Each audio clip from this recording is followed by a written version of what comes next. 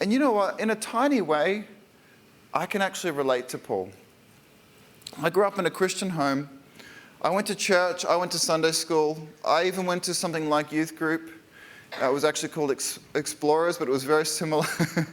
I even read my Bible on occasion, but I was not a believer.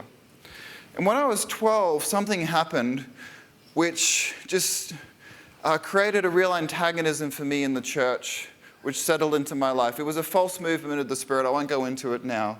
But the point is, I walked away from the faith increasingly as I got older, from the age of 12. And I remember in school arguing with my Christian friends about creation versus evolution, and I was not on the side of creation.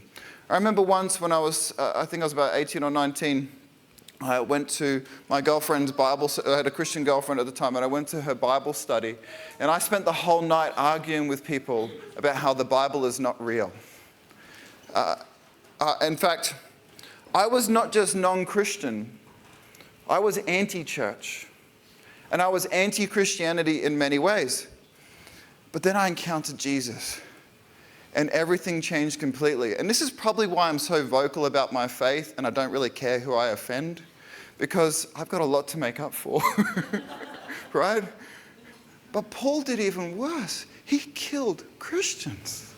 He killed them. But if in fact Christ has been raised from the dead, the first fruits of those who have fallen asleep, what makes a man go from being anti-Christ, anti-Christian, and then saying that?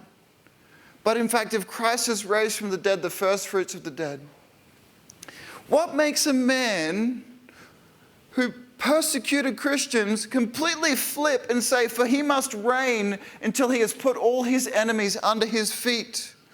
What makes a man that anti-Christian like Paul flip completely and have complete hope that the Lord Jesus Christ is going to defeat every single enemy in this world, including death? What changes a man like that? You know what changes a man like that?